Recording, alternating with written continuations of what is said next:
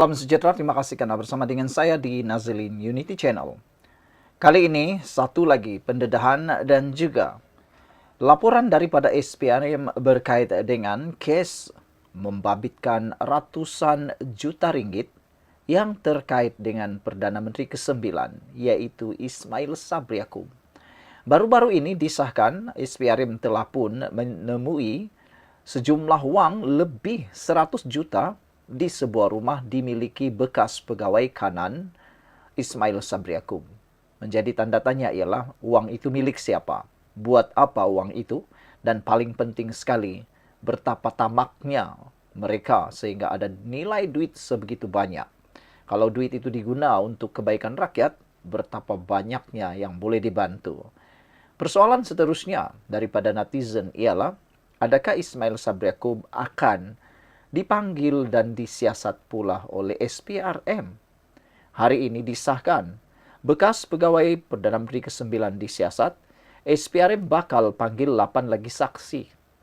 Menjadi spekulasi di laman media sosial ialah, siapa 8 lagi saksi yang dikaitkan ini? Adakah kemungkinan salah seorangnya ialah bekas Perdana Menteri Ismail Sabri Yaakob?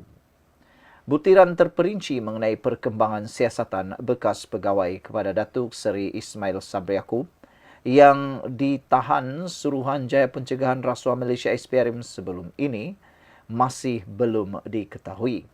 Media melaporkan SPRM akan memanggil 8 lagi saksi bagi membantu siasatan dalam masa terdekat bermula minggu ini dan minggu hadapan. Ramai netizen kata, secepatnya lebih baik. Takut-takut nanti saksi-saksi yang mungkin sudah dapat menghidu, mereka akan dipanggil menjadi saksi. Takut-takut nanti mereka akan melarikan diri, kata netizen. Mereka merujuk kepada satu insiden di mana menantu Muhyiddin telah pun menghilangkan diri, melarikan diri sampai ke hari ini belum balik lagi. Takut-takut nanti, kata mereka, terjadi pula kes seperti menantu Muhyiddin, kata mereka. Ketua Pesuruhjaya SPRM Tan Sri Azam Baki bagaimanapun tidak mengulas lanjut sama ada bekas Perdana Menteri ke-9 akan dipanggil untuk dirakam percakapan ataupun tidak. Selain itu, Bahagian Pencegahan Wang Haram AMLA sedang meneliti dokumen-dokumen yang dirampas. Siasatan dijalankan di bawah Akta Pencegahan Rasuah 2009 dan Akta Pencegahan Pengubahan Wang Haram, Pencegahan Pembiayaan Keganasan dan Hasil daripada Aktiviti Haram 2001, katanya hari ini.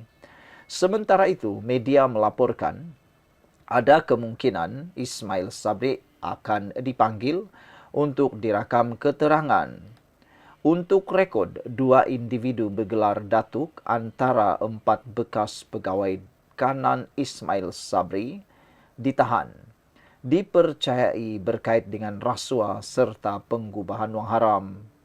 Selain itu, seorang pegawai eksekutif sebuah yayasan dan seorang wanita yang juga pembantu kepada seorang pegawai khas terbabit turut ditahan oleh agensi anti rasuah itu. Saudara-saudara sekalian, ada netizen yang mahu supaya SPRM cepat-cepat membuat siasatan terhadap saksi-saksi yang dinyatakan ini. Mereka menegaskan takut nanti saksi tersebut akan melarikan diri. Sudah ada beberapa duluan, kata mereka, yang saksi melarikan diri kena takut. Sekian untuk kali ini. Jangan lupa tinggalkan komen Anda. Salam sejahtera. Baru-baru ini ada satu pool dibuat oleh Fahmi Reza, kuasa siswa. Dalam pool tersebut, hello warga Twitter Jaya yang buka akaun Cyber Trooper PH, BN, PN atau mana-mana parti politik. Di mana kamu berdiri dalam politik Malaysia sekarang? Kamu lebih cenderung menyebelahi pihak mana? Soal Fahmi Reza di dalam pool yang kita lihat ini, yang telah tular di Facebook.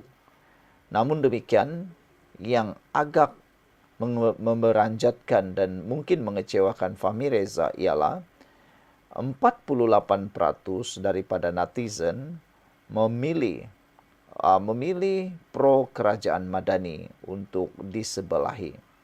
Manakala 46% pula menulis tidak mahu menyebelahi mana-mana atau berada di atas pagar. Dan yang mengecewakan dan cukup memalukan ialah pro pembangkang hanya mendapat 6% sahaja. Jumlah keseluruhan yang mengundi ialah 5.896 dan jumlah itu cukup banyak. Daripada jumlah itu sudah dapat dilihat dan dihidu. Nampaknya Perikatan Nasional Pembangkang kini mula kehilangan kuasa dan tajinya. Menurut Norman Rizwan di dalam Facebook page beliau, Anwar Ibrahim semakin diterima rakyat Malaysia.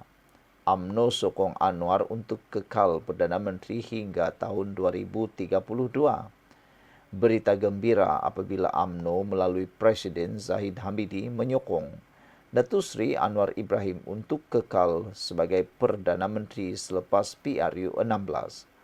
Kenyataan rasmi Zahid ini bukan sahaja menstabilkan politik negara, tetapi ekonomi negara. Jadi sekarang kita semua boleh fokus bekerja sehingga awal tahun 2027 nanti menjelang PRU 16. Pedulikan, kata Papa Gomo, tiap-tiap minggu sikit lagi untuk mengajak orang Melayu berhayal dan berharap dengan memberi harapan palsu. InsyaAllah Anwar akan jadi Perdana Menteri sehingga tahun 2032 nanti jika beliau diberikan kesihatan yang baik dan umur yang panjang. Doakan. Saya yakin menjelang tahun 2032, reformasi keseluruhan yang ingin dilakukan akan mencapai 80%. Ketika itu, rasuah ini bukan lagi budaya orang Melayu atau pegawai kerajaan. Orang Melayu ketika itu akan merasa jijik dan malu untuk makan rasuah. Ketika itu, percayalah, dari 48% tinjauan Fahmi Reza akan meningkat kepada 60%. Setiap bulan peratusan ini akan bertambah dan bertambah. Faktor keyakinan saya graf Perdana Menteri ke-10 akan meningkat ialah ekonomi semakin baik. Sabah dan Sarawak tidak sokong politik agama dan kaum Perikatan Nasional. Ramai anak-anak muda setiap tahun ke IPT hanya melalui pendidikan akan dapat keluarkan pemikiran anak-anak muda Melayu dari doktrin candu agama ekstrim. Bukti tinjauan Fahmi Reza ini di tweet yang kita tahu terkumpul golongan intelektual, orang yang bijak tahu menilai kerajaan mana yang wajar disokong. Orang Melayu mula selesa dengan budaya-budaya baru seperti tidak lagi perlu rasuah pegawai-pegawai untuk lesen-lesen tertentu. Kaum-kaum bukan Melayu menolak politik perkauman. Rakyat Malaysia khasnya orang Melayu akan muak dengan fitnah-fitnah politik. Suatu hari nanti PAS akan dilabelkan ingat fitnah, ingat PAS. Yakin dengan pengumuman ini akan ada pemimpin-pemimpin PN atau dari Sabah akan beralih menyokong kerajaan Madani Perpaduan kerana tempoh sehingga 2032 itu terlalu panjang. Jangan terkejut, parti yang sangat anti-DAP itu akan bekerjasama dengan kerajaan perpaduan kerana ada beberapa pimpinan mereka datang berunding. Ada yang berunding ia akan berlaku selepas pertukaran presiden mereka.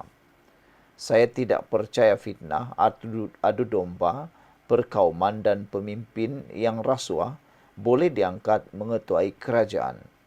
Malaysia ini mesti ditadbir, urus dengan baik untuk kita mencapai status negara maju.